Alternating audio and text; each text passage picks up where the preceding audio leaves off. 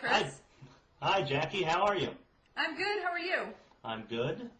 I'm reporting from the new Blogging Heads TV bureau in Jamaica Plain, Massachusetts, which is a neighborhood in Boston where my wife and I have relocated recently. That's a great neighborhood. I think we already talked about my favorite ice cream parlor there, JP Licks. Yes, it's been bad for the Blogging Heads weight loss plan, but that's okay. We like it a lot. Okay. All right. Well, let's see. What was our plan for how we want to structure this? We were going to start in heavy, and and even though maybe women don't like it this way, we're gonna switch to the gender stuff. We're going to start with Libby. Is that the idea? I think we're going to do Libby.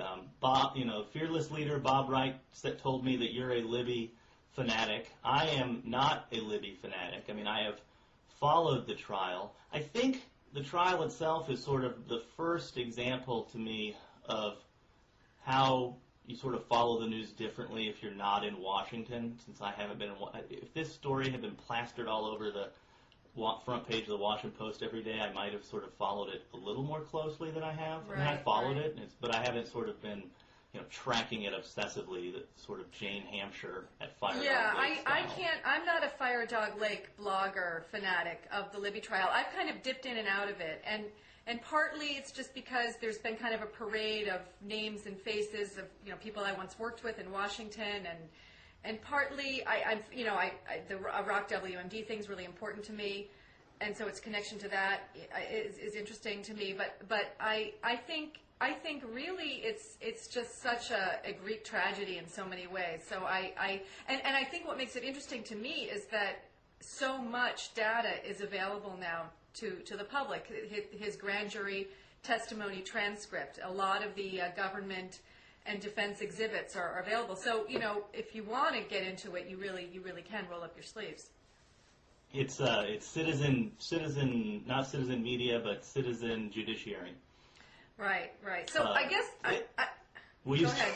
Anyway, we should, I think, note, just in case the verdict comes out before this goes up, we are talking while the case has gone to the jury is deliberating, because this is Thursday midday, but we don't know what the verdict is yet.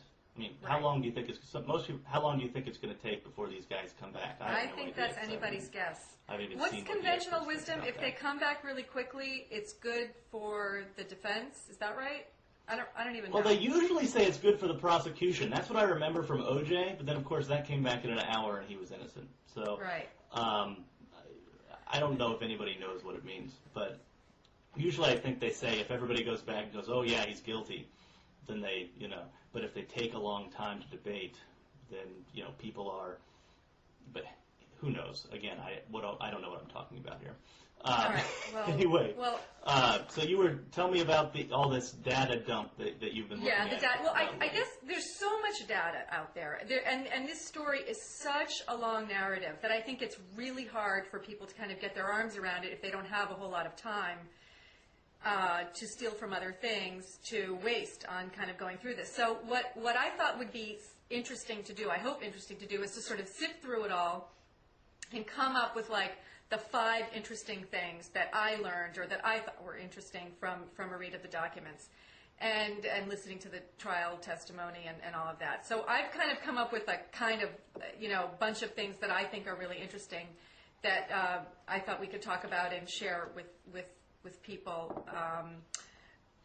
One of the things I think is fascinating are the memos that both the government and the defense have produced, really revealing insights into how different people in government handle information and talk to their bosses about it.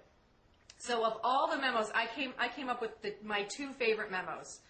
And one of them is a memo that INR, which is the Bureau of Intelligence and Research, and the State Department produced for Mark Grossman, who was asked a question by Scooter Libby on the margins of a meeting at the White House. It came back to the State Department and then sort of tasked a memo to be written to explain to him what's going on. So that memo I thought was really interesting, kind of funny and even sarcastic.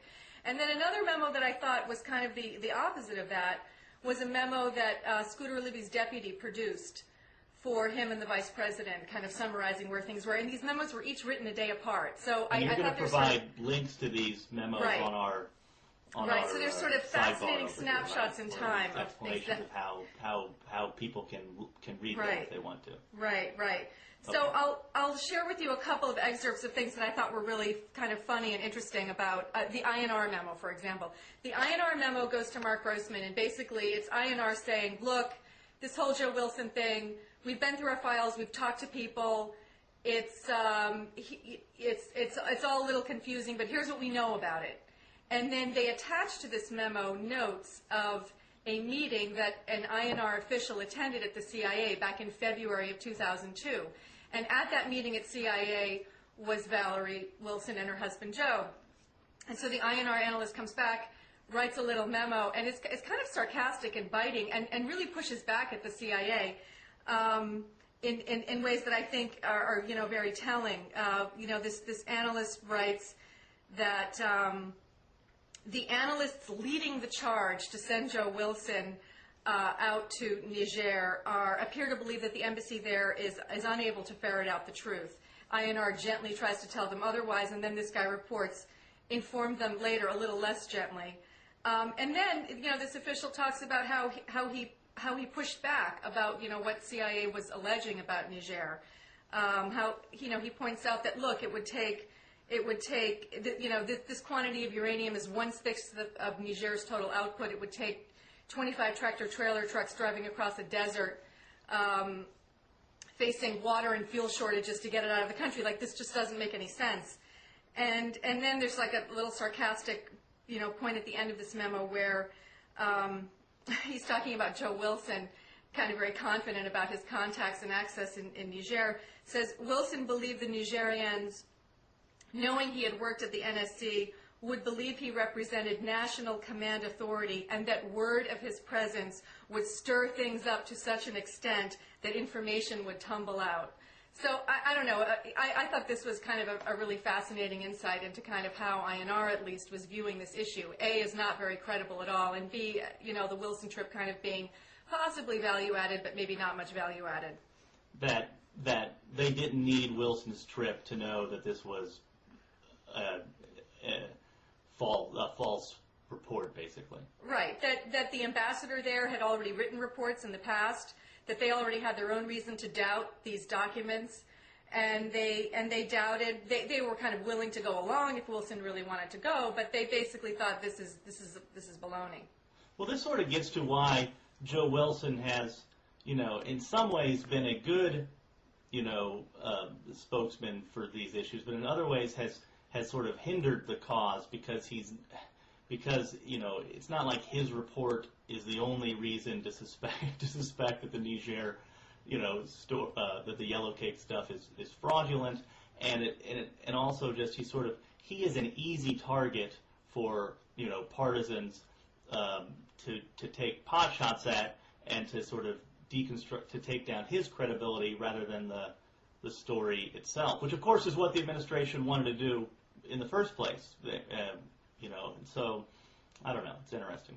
Yeah, no, yeah. So just to get back to sort of the worst memo in the bunch of memos. There are a lot of bad memos, but there was one written by, I think it was Cheney's deputy John Hanna, and he writes a memo for the vice president, and it basically it's very defensive and a little I thought ponderous, and it's basically kind of saying, look, the CIA told us all this stuff. Of course we believed them. We thought it was true. Here it is. And so it kind of, I think people should judge for themselves. We'll put up the links to these memos, and people can let us know, what they think about them. But there are so many to go through that I just sort of have teased out from the pile these few that I thought were kind of noteworthy. What else did I think? Okay, so the best and worst memo. So that's the first thing. It was just best and worst memo. Yeah. And what makes them best and worst? I mean, these are the best and worst memo because, I think it's unsurprising that a government memo is ponderous, as you said. Yeah, right. Shock. The reasoning behind, I suppose they're all sort of inelegantly written and but... Yeah. Well, the INR note, the INR notes from the meeting at CIA, they were like really straightforward. And in fact, the cover memo to that, to Grossman, was really straightforward. It was like, here are the facts, here's what we know. It wasn't really advancing an agenda, and I think INR deserves credit for that. Whereas the memos that Hannah writes and that Libby edits, they're just laden with legalese and sort of here's why we thought this, and here's why we weren't skeptical, and a defensive quality that you think, if the aim is to kind of get at what really happened and understand it, you'd think they'd put that aside for a little while, but it doesn't happen.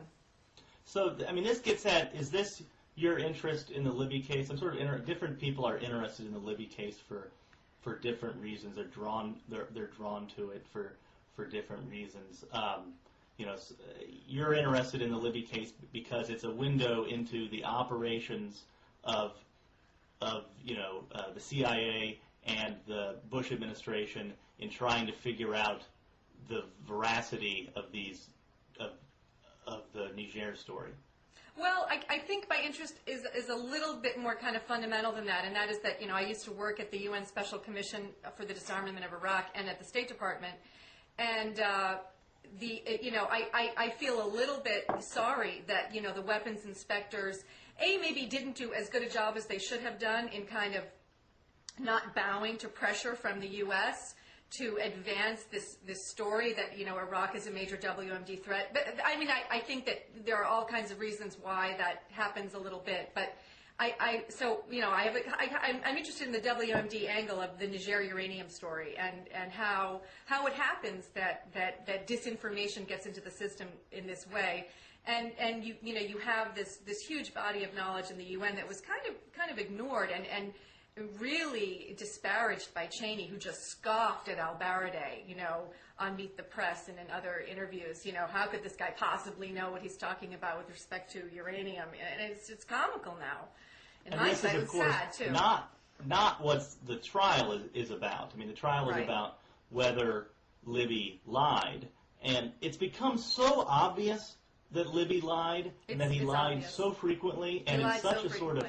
He didn't lie in a sort of Clinton-esque way. He didn't lie in this sort of weaselly, legalistic, well, I can defend it as true if you really knew what I was talking about way. He just told these sort of outrageous whoppers. He did.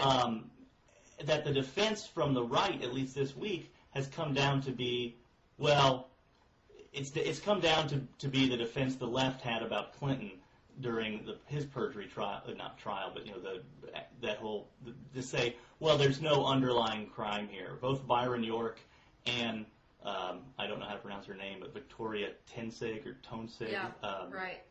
wrote this week that we don't know if Valerie Plame was covert, and therefore that's the central issue here, because if she was if she was covert, then there is a crime. And then we can go after Libby. But if there is no underlying crime, then this is just, I don't know if they come out and say this, but this is clearly what they're trying to get at. This is just like Clinton, where this is perjury about somebody lying about something that's not a crime, and we shouldn't prosecute that.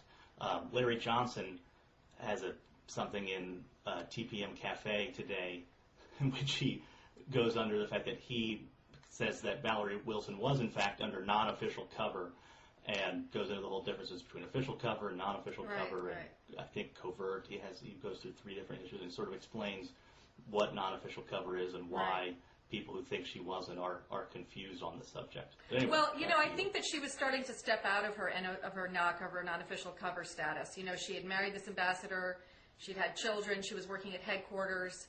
She was changing her career a little bit, and there is some evidence to suggest that she wasn't really going to be out overseas as like a private business person working for Brenner and Associates or whatever. That wasn't really going to be happening anymore. So I don't know. I can forgive someone for hearing that Ambassador Wilson's wife works as a WMD analyst at CIA and not jumping to the conclusion that she was an undercover officer on that basis. Although it does appear that in the testimony it's clear Libby probably knew that she was undercover, because he refers to the division in which she worked as the Counterproliferation Division. And if you know the intelligence community, then you know that that's on the DO side, that's on the operations side. Those are the undercover people. So Libby and other people, should have known better. But, you know, the average person would probably not assume she was an undercover person. So that's sort of one mystery that I think has sort of been solved, but, you know, that people like to debate about. The other mystery is sort of why, from my perspective, that I've been interested in this issue for, is sort of why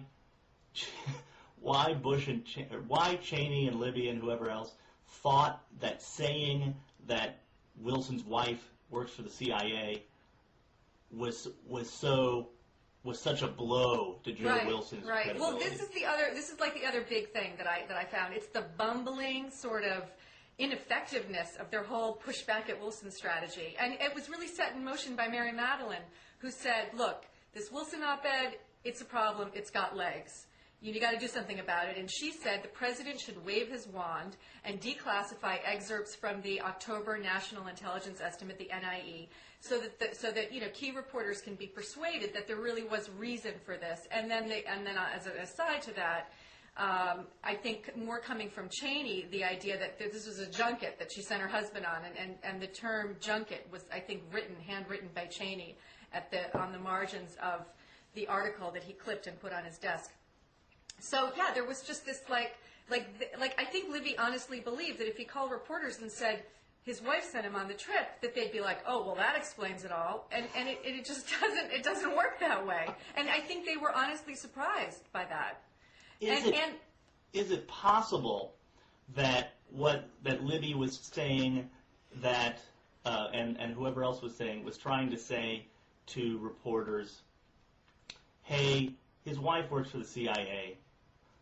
We all know, by this I mean sort of we all good neocons know, that the CIA is this feckless organization that is prone to underestimating threats to national security, which they've done since the 1970s when Rumsfeld and everybody put together Team B to claim that the CIA was massively underestimating the Soviet Union's military power, which of course turned out to be totally false. The CIA was right about that, and the Team B was wrong. But that's a central tenet of the neoconservative faith, that the CIA underestimates threats to national security. They did it during the Cold War. They're doing it during the War on Terror. We can't trust the CIA to tell us whether Saddam has weapons of mass destruction, because the CIA is institutionally blind to this threat. Well, that's the rap that the CIA gets. But what really shocks me is that when you look at what the CIA is producing, when you look at the evidence, you see a totally different thing. You know, I was reading memos, and we'll put the links up to these, of where I think the CIA is really spinning intel, where the lay policy maker reader would not have any choice but to conclude Iraq is a really, like, I have an example here. This is the topic paragraph of a memo that the CIA sent to the White House and to the House Intelligence Committee and to other people in the policy community. It's this densely worded paragraph, and it's loaded with very scary sounding allegations and terminology. Most agencies in the intelligence community assess that multiple reports of Saddam Hussein's aggressive pursuit of aluminum tubes for centrifuges, magnets, blah, blah, blah, talks about a reconsolidation of a cadre of nuclear technicians. So you're reading this, and this is in this was sent in April 2003. So after the October 2002 National Intelligence Estimate, which contained a dissent from both INR and the Department of Energy, debunking the tubes thing and raising all kinds of concerns, not prominently enough, about the uranium and Niger story. So after those dissents, the CIA is still sending out paragraphs or memos that contain this kind of, it's spin basically from the CIA, and it I think really surprises me. And then when they send a memo to Scooter Libby talking about their initial response to his question in February 2002, which led to the Wilson trip, he asks a question about, the vice president asks a question. So in response to that tasking, they send an answer. And the answer says, if converted to feed material and enriched, 500 tons of yellow cake could be used to produce enough weapons-grade material for 50 nuclear weapons. Well, that's true, and that's very scary sounding, but they don't caveat it, I think, in a really appropriate way. They don't explain that Iraq would have to reconstitute in secret its entire fuel cycle capability, which it never had to begin with. So there's no there's no context, there's no sense of proportion, there's no explanation of what it would take to enrich that uranium, how many, and now with Iran's program being really much more out in the open, it really makes statements like this that much more suspect, in my opinion. So anyway, I see a lot of spin coming out of the CIA, which I didn't expect to see when I first started looking at these memos. And you believe that this theory that I just spun, that I think David Ignatius lended support to in a Washington Post column last week, in which he talks about how inept this cover-up was. That the Libby story that is a failed cover-up, but he talks about how the root of it is this war between the neocons and the CIA. Right. But he does it in a sort of offhand and not entirely clear way, because mostly what he wants to talk about is sort of how sort of laughably bumbling this cover-up was.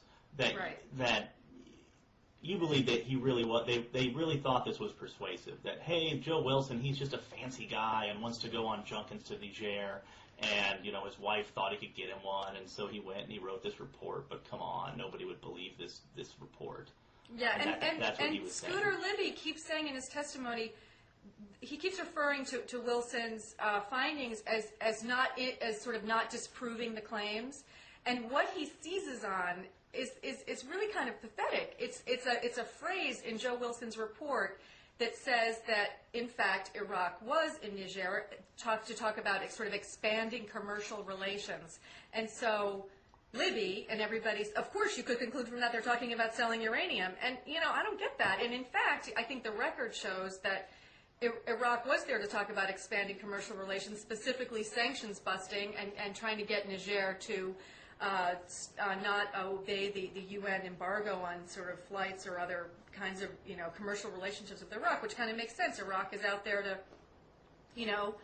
make money, barter, deal in smuggled goods, whatever it wants to do. But the leap to take 1/6 of their uranium supply out from under the nose of the French is never made. And then there's another point in the INR memo which I thought was funny. The INR guy writes to his boss back at the State Department, I suggested that maybe a cheaper way of dealing with this whole thing would be to talk to the French about it, and that apparently was discarded as a straightforward way of resolving this issue.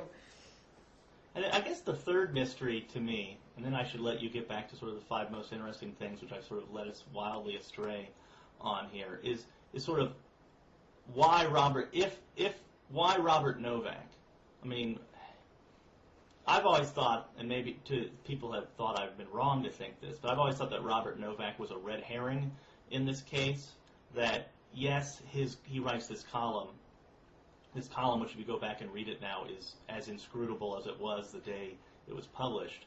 That mentions Valerie Plame, but why would a neocon select paleocon Bob Novack, a man who's opposed every war since the first Persian Gulf War, a man who wrote after 9/11 that bombing Afghanistan might be a bad idea, to tar a critic of the Iraq War? I mean, and in fact, Novack writes a column that says the real story here is that Cheney ignored Joe Wilson's report.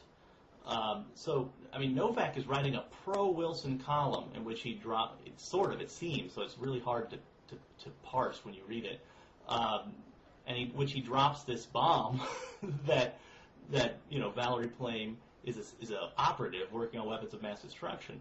And we know now that, of course, he got it from Armitage.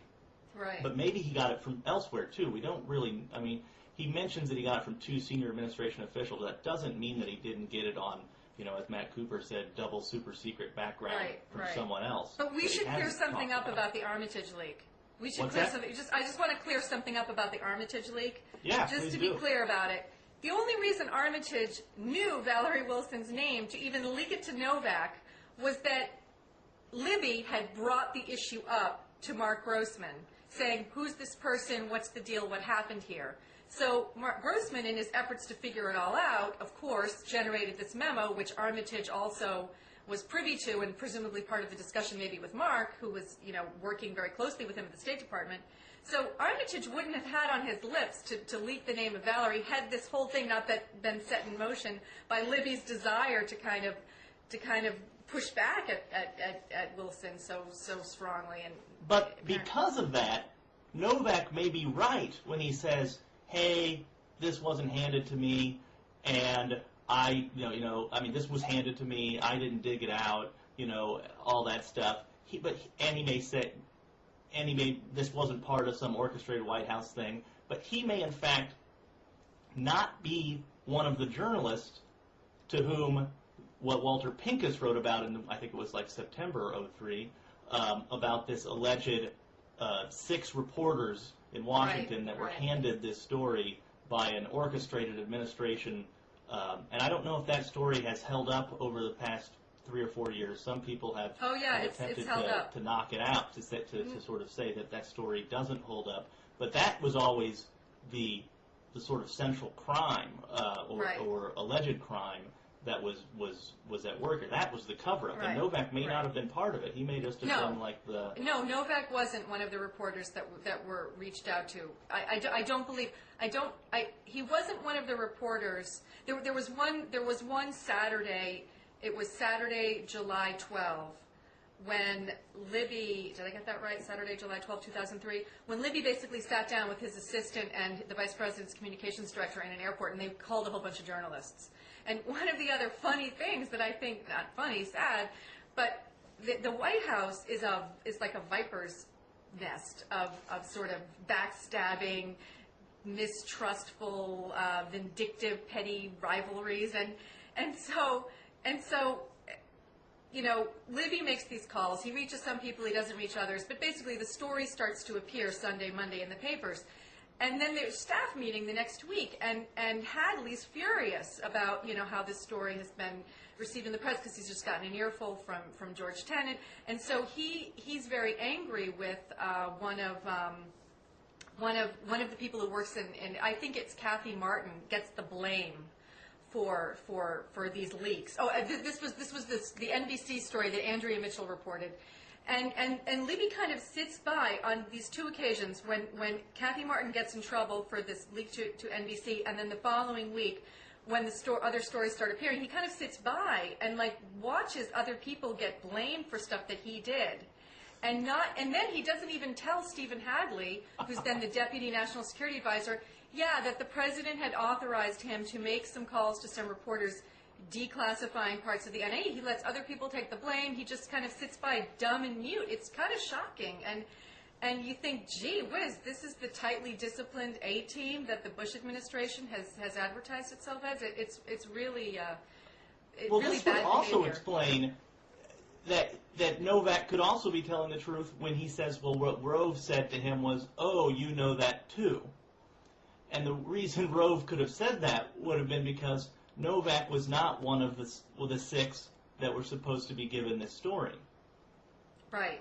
So all of that would make perfect sense. So when you talk about the White House, I don't know firsthand from the White House, but just from reporting in Washington, it's always seemed to me that politicians and political staffers have a really bad idea of how the sausage is made in journalism, and because of that, they're sort of not as good at getting their spin out as they would like to be. Just as sort of journalists aren't as good at sort of uncovering and explaining how politics works, because we don't understand. A lot of people, I haven't worked in politics at all, not even an internship of any kind, and so I don't have a personal understanding of how politics works other than sort of studying it, as an observer. And most political staffers in Washington only understand journalism from a sort of an anthropological perspective, and they don't really, they don't understand how it works, I don't think, very well. And this story, is I think, is... I think that you say this, because one of the things a couple other things really surprised me under the category of kind of the bumbling and effectiveness of the Libby-Cheney plan, And that is, well, one thing, my husband doesn't think this is such a big deal, but I thought it was kind of interesting that our vice president clips articles out of the newspaper and like leaves them on his desk for future reference. And he and Scooter Libby apparently had no idea that Judith Miller, the New York Times reporter, had run into some controversy with her paper. And yeah, I don't want to get sidetracked on a whole Miller discussion, but the bottom line of that Libby revealed in his grand jury testimony is, yeah, I guess she was a poor choice of a reporter to call because, of course, she never wrote anything, and I think at the time was being discouraged from covering this issue by her paper. And so that's yet another illustration of how kind of sad and pathetic and how little they really understand about journalism. So Cheney has done that for decades. I mean, this is sort of a different matter of degree, but in the Ford administration, when Cy Hirsch reported in the New York Times that there were, and I may be getting this story a little bit wrong, but there were American submarines in Russian waters, and there was a big controversy because it was classified information, and Cheney was chief of staff to Ford, and I have these papers that I got from the Ford library when I was writing my Cy Hirsch story for New York Magazine, which is Cheney scrawls in a note, it's Cheney and Rumsfeld writing to each other, and Cheney is coming up with options for how to deal with this. What are we going to do about the fact that this guy, Cy Hirsch, is out digging up these stories? And he writes out little options, 1, 2, 3, and I don't remember what all of them were, but it was sort of like we could go on a PR blitz, we could do this. One of the options was break into Cy Hirsch's apartment and look for information. See what we can find. That'll work. And this was the Chicago Tribune was the first paper, I think, to break this story years ago. But anyway, I have the notes somewhere. I ought to scan them in if I can sometime. Yeah. But it's really shocking. But I mean, Cheney takes very seriously what's published in the New York Times, and it would and has for a long time, and also in other there's this newspapers. Oversensitivity that I can't explain. He's not an internet guy, right? He's clearly an not. media guy. And, but why? And of course, the Times does drive most of what the news people in the news business talk about still to this day. So, I mean, again, I don't want to talk too much about. Write for the Time Select and don't want to, so I have a but what's a really bias here too. is, But it's interesting, but that it's really telling that that's the kind of guy who's the Vice President of the United States, a guy who would suggest that you should that the government should break into a reporter's house and find out or his office and find out what his notes and tapes and everything say. I mean, it really is puzzling to me how every talking point that gets drafted for Libby to use starts with the Vice President didn't request this trip. Well, the Vice President asked a question that led to the tasking that led to the trip. But but it really seemed to upset Cheney personally that someone would say he requested the trip when he didn't request the trip. Can we get past that at all? It just I don't know. And then his staff. This is the other thing. Libby is this tightly coiled Washington operator, master of the game, and all of that. And yet you wonder, why isn't he suggesting to his boss that he just relax about it a little bit? It's almost like he amplifies Cheney's own unhappiness and discomfort with this story, and that's a whole psychological dimension to kind of boss underling relationships that lots of people can agonize over. But I find that interesting that Scooter Libby, this guy who's really been there and done everything and is so good at what he does, he would not sort of be able to get a little bit more of the big picture and say to his boss, so what? Well, the prickly defensive reaction by Cheney and Libby and the entire administration to the Joe Wilson op-ed makes you suspect strongly. I mean, it's the behavior of guilty men. It makes you suspect strongly that there's more to the story. Right. That otherwise this is the kind of thing that you would ignore, right? You'd be like, well, okay, if they really thought that this was just a junket by a flake who wrote a report that nobody thought was credible, why would it have bothered them so much? Right. Well, before we turn to our last topic, the only other thing I wanted to say about the Libby thing is that, and then maybe we could actually iterate what the 4 or 5 interesting things were. What they were. Which I think we've all touched on, but I've managed to disrupt the neat order of them. They're going to be upset with us. But no, it's just that Libby has a great memory. And over again, in listening to the audio of his grand jury testimony, you're struck by, wow, he had like perfect recall of the fact that when they were working the tenant statement, it was supposed to go out on a Tuesday, and then it didn't go out, and when it didn't end up going out till Friday. But he knew he was really quick with those details, or he was quick occasionally to correct Fitzgerald when he would mistakenly refer to an article by Christoph as opposed to Pincus, because there was just a whole chain of these. That struck me, and he recalled little details of conversations with, say, Matt Cooper from Time magazine, when Matt said to him something like, well, why would Wilson say that the vice president requested the trip if he didn't request it? So he sort of recalled these things that I thought really show that, his memory works just the way any other person's memory works. He's stressed out, he's got a lot of details to juggle, but basically it's in there. And there's no question that the week beginning July 6th, that whole week was it appears to be every day there was at least one event, if not more, having to do with the Wilson issue. It was something that really absorbed the week, along with lots of other things, I'm sure. But for him to kind of tell Patrick Fitzgerald, nope, I just have no recollection of talking about this at all with anyone except for Tim Russert, it's a little. Well, the Russert lie, which we all assume is a lie, is the real problem for Libby. If he was simply relying on an "I don't recall" strategy, I mean, even a pathological liar like Ollie North could get off on an "I don't recall" story. But when you start making up, if in fact that's what he did, but if you start telling other stories about what actually did happen, and those turn out to be, contradictory to what multiple other people say happened, and contradictory to sort of just common sense, then you're in trouble. If he was just relying on "I don't recall," people might give him more of the benefit of the doubt than he's getting. Absolutely. No, there's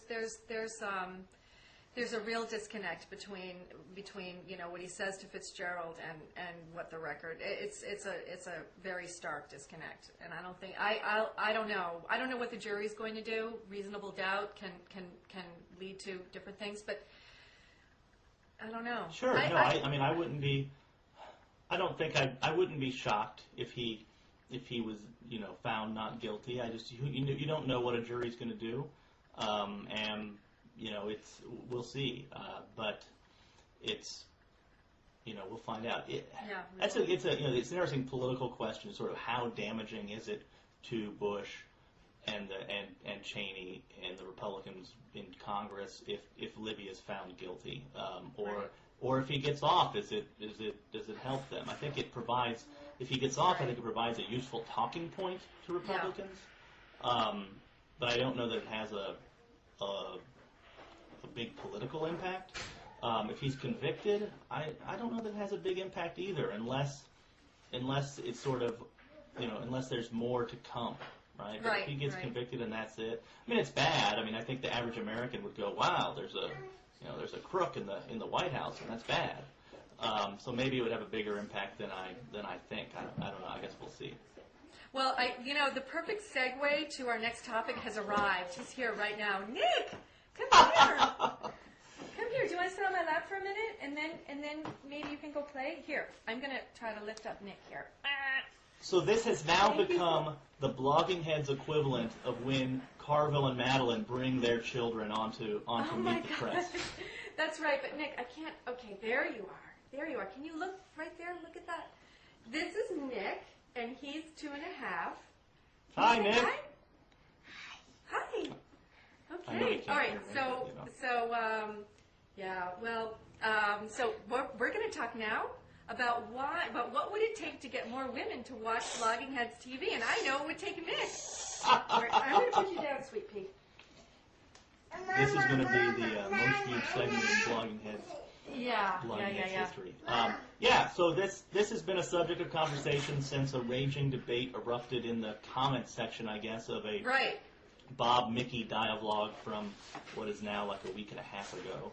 And James Pinkerton and Ann Alphonse discussed it last week, and I guess Bob thought maybe as one of the, as he put it, too few female blogging heads that you might want to sort of weigh in on this subject. Well, Anne weighed in on it yesterday, and I thought she said a lot of really good things. I actually took some notes on what she said, and I also really liked some of the comments from both. I should have been a little more careful to note who was making which comment, but I know it was Wolfgangus and Oh Come On were making some of them, and I think Patrician made some good point. Anyway, I thought there was a lot of kind of interesting suggestions or thoughts in their comments, and Anne's big point had to do with sort of the static nature of blogging heads, and the sort of, I think she said, grim, remorseless quality, and that's a little strong maybe, but I really see her point. I mean, she talked about the flatness of the encounter, and I think that there is sort of a lack of a dynamic. We just see our heads and our shoulders, and we sit here and we don't really move that much, and it's a little awkward maybe, but I don't know. But I don't think that any one of those things by itself would turn off women viewers. What I thought was interesting was the comment that I think Oh Come On said, which is like, look, women, who has an hour to do this? And it's true. Look, you see, my babysitting time ran out, and I've got to multitask now, and anyway, so it's who hasn't anyway. So I think that those are all interesting thoughts. I have as someone who holds I don't believe that men and women are exactly the same, but I believe that it is enough men are like women and enough women are like men in aggregate that it is dangerous, I think, to talk about men and women. Journalists have nothing against the tyranny of the majority. Have nothing against saying if 70% of men or 80% of men are one way and 80% of women are another way, we're totally fine with saying things like, well, men think this and women think that, when in fact what it is 80% of men are like this and 80% or 95% or whatever, and 5% is still a whole lot of people. And so I'm one of these people, and it's become unfashionable, but I'm one of these people who thinks it's sort of dangerous and inappropriate to speak about men and women in sort of aggregate clumps, even though it may be true in aggregate that men and women are different in certain ways. It's not true on an individual basis, and most of the time we think it's totally inappropriate to talk about groups of people in aggregate instead of as individuals, except when it comes to the sexes, in which case we consider it totally A-okay to say that men are like this and women are like this, just because, in aggregate that is the case. Most of the women that I know are really interested, really interested in what's going on in their world and foreign policy, national security issues, and I feel like I know women from a really broad swath of kind of the working world and women who are at home with young children, and I don't know any woman who's sort of completely oblivious to these issues, which is what really bothered me about the Linda Hirschman op-ed, which has gotten a lot of people talking. This was in the Washington Post. Yeah, I thought that op-ed really kind of really bothered me. It was I read it as a very kind of finger-wagging, scolding article that basically said, women, you get your news from NPR, but you don't really delve into it in any. I thought it was just ridiculous. Like, who's she talking? What's so first of all, what's so bad about that? The fact that a lot of women get their news from NPR. What's wrong with that? Well, it is true. Again, this illustrates to me the danger of talking about this. It is true that men consume more media than women. I think studies show, or polls show, or something shows, because Garance Franca-Ruda has written about this in the American Prospect, that men consume more media at every level except for TV news, of which. Well, but there's a really good reason for that. It's a simple explanation. It's that but men have broadband internet at work. That's only true in the aggregate, and so to judge a particular man or woman on this, to me, seems, just contrary to the way we behave when it comes to race and religion and, a host of other, issues. And so why it's okay to talk this way about men and women, I've just never understood it. I mean, I'm not saying people shouldn't study these differences and learn, all about them, but they can't be particularized like this. It's not scientifically sound to say that it is. Right. Well, I just, look, gosh, if I had a dime for every conversation I've had with a supposedly well-read man who, weaves wacky conspiracy theories about, For example, this conversation. Gosh, I just thought, I thought that the differences between how men and women get their news that she teased out maybe in an interesting way. Like, I wanted to say at the end, so what? So women listen to NPR and watch TV news, and men spend more time fooling around online and get, they absorb more, or they read more. But, I mean, in the end of the day, I mean, I think she said somewhere in this, I was trying to find the place, that, like, women are sort of fundamentally less politically aware, or sort of less, had less political knowledge or something than men. And I really wondered if that, does that matter in terms of, does that...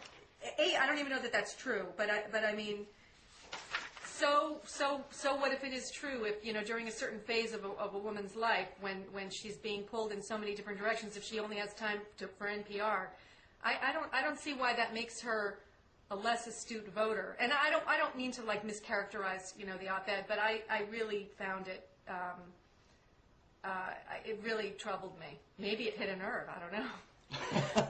I mean, I don't know the numbers nowadays. I do know that several years ago it was true that the average internet user was sort of, overwhelmingly, more male than that's sort of ungrammatical what I just said. It makes it sound like the individual is maler. But, that more men were online than women. It's probably still true. I mean, the average internet user is probably still whiter and maler and richer than the average American, certainly the average world citizen.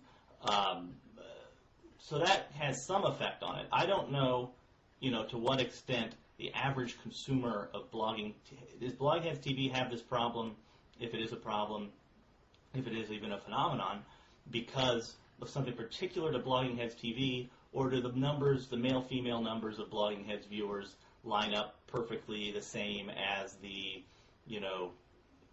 readership of, any other sort of, news and politics publications on the internet, smallish news and politics sites.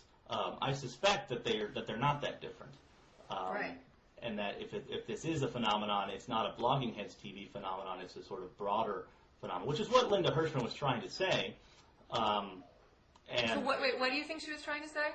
Well, I think she was trying to say that what you were saying earlier, that women consume the media differently. I mean, I don't know exactly what she was trying to say, that women consume media differently than men do, and that this has political ramifications, and that therefore Hillary has to have this sort of more personality-driven campaign or something. I mean, I'm someone who believes that, like many journalists, that personality is a very important component of how you choose a president. Walter Shapiro believes this, Joe Klein believes this, Mickey Kaus believes this, that, it's not like choosing a legislator.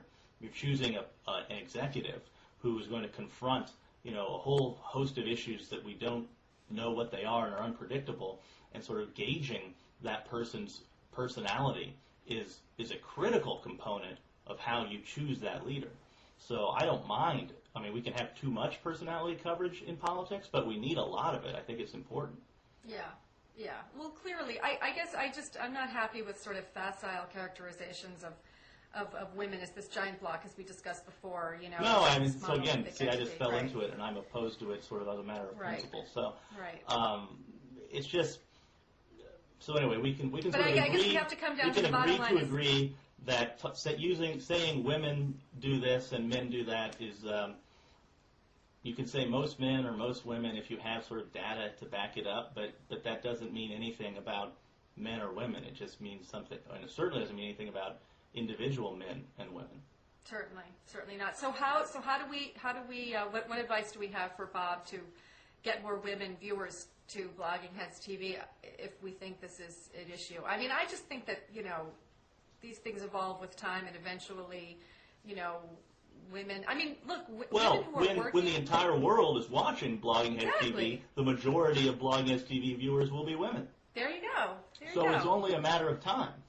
Right. We don't know how long that's going to take, but in the natural order of things, women will be the majority of viewers. We just need to get to that point. Now, why are they not adopting it early? That I don't know. I don't know. I don't think we need Bob and Mickey to be topless to make it happen. We don't think we need like Blogging Heads Lifetime or Blogging Heads Oxygen networks or No, we don't need a kind of Condé Nast approach to our graphics. Maybe that would be. I don't know. This was a great controversy inside Slate once. There were many more male readers of Slate than women readers in the whenever it was 5 years ago or so. I don't know what the numbers are now, but I was at Slate for 5 years and went to many annual retreats, and at one or two of them, this was a hot topic of conversation. And there were several women on staff who kept saying, well, we need more content. Slate needs more content to attract women. And then somebody asked, well, what content do you need? More coverage of TV and fashion. I'm not kidding. And Michael Kinsley was like, wait a minute, he's like, you're slandering your own sex. Are you saying that all this news and politics coverage is for men? Well, but that's crazy. I mean, it's not slandering women to say,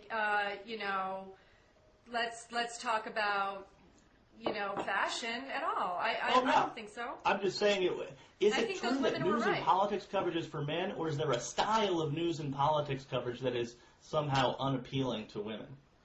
Yeah, look, I just think, like, I'm a pretty voracious, broad reader of, like, all media, and I love to sit down with, of course I read fashion magazines and, Hollywood celebrity stuff, of course, who does, Vanity Fair, everyone reads all that stuff, and I just think that this is, like, I think those women were right to say, and by the way, the Slate redesign that happened a little while, I still don't like it. It still bothers me.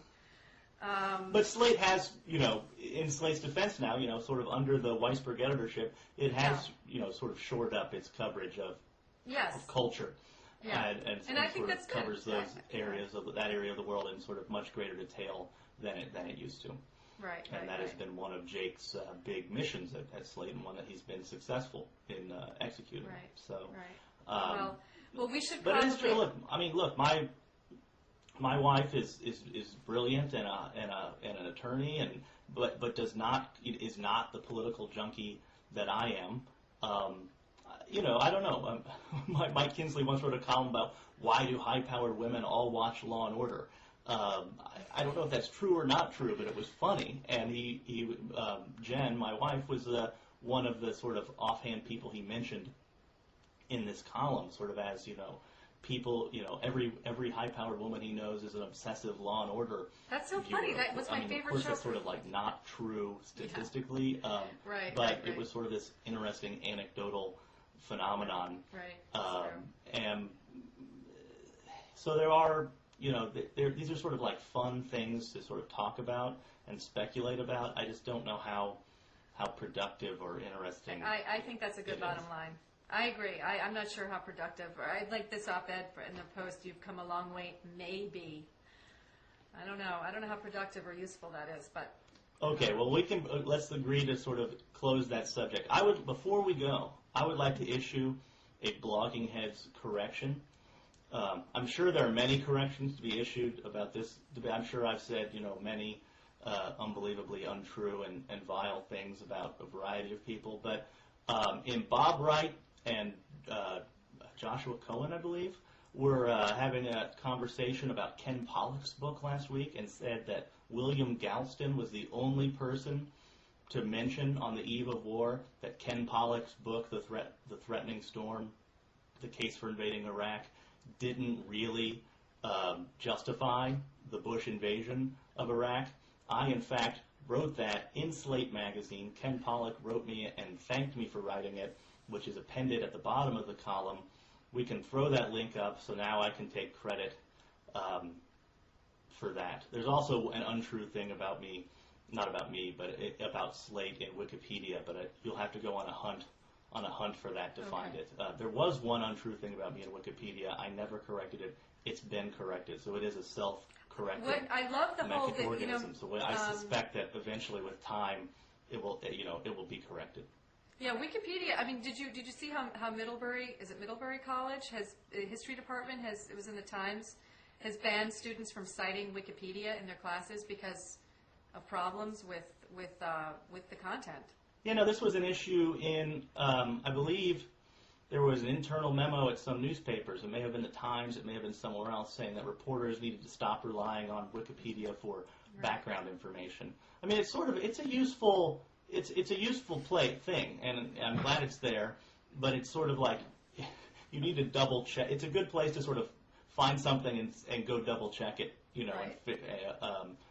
But it, I certainly wouldn't. It wouldn't be my last and final source of information on any subject. Yeah. We need to have wiki blogging heads, which is just sort of an interactive place where anybody can upload video of themselves talking to each other. I think it's called YouTube. Oh, I see. Well, talking to each other. Yeah. I don't know. Well, is there anything else we want to say before we sign off here? We've gone on for almost an hour now. Yeah, I think I'll try to be really clear on the links about the various memos. So I think that with the Libby stuff, and I think we're good. I have a way to appeal to women. Do you have any Oscar predictions? I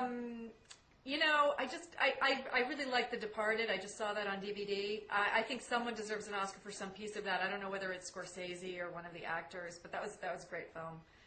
Just because I'm from Boston. People are criticizing it, and like in the New Republic online, they're all slandering it and saying it wasn't as good as Casino, which I think is sort of outrageous because I think Casino is sort of a lesser Scorsese film. This movie I thought was a great movie. It's a popcorn movie, but I enjoyed it. I don't know why we can't just say, hey, this is a great popcorn movie.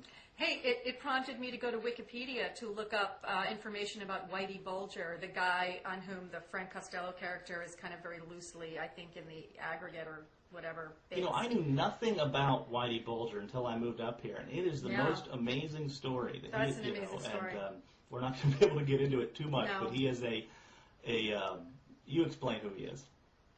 Well, he was the leader of the kind of Irish mob in Boston for a very long time, and I think was famous for various sayings, and not that I can remember any of them, but the big interesting thing is that he had a brother who was not in the mob and became an academic and eventually president of UMass.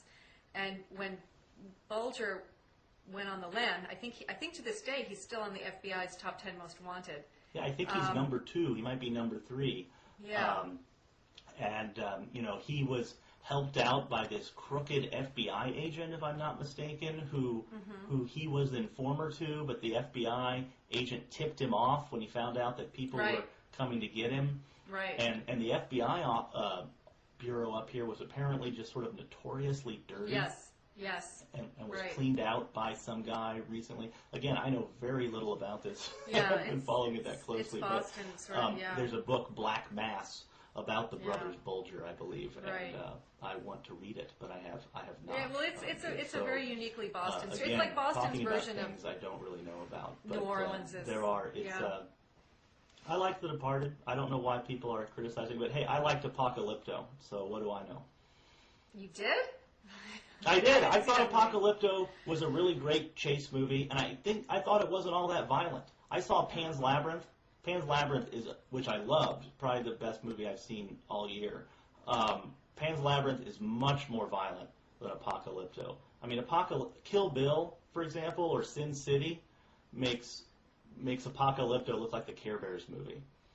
It's just not that violent. It was a great little chase movie. I thought it was, Mel Gibson has many flaws, but he's an accomplished filmmaker and makes interesting movies. Okay, well, on that note, maybe So I'll leave that for another. We'll talk about that blogging another day. Yeah, I think so. All right, well, this was fun. All right, thanks. This was great. Okay. Talk to you another time. Okay, Bye. bye.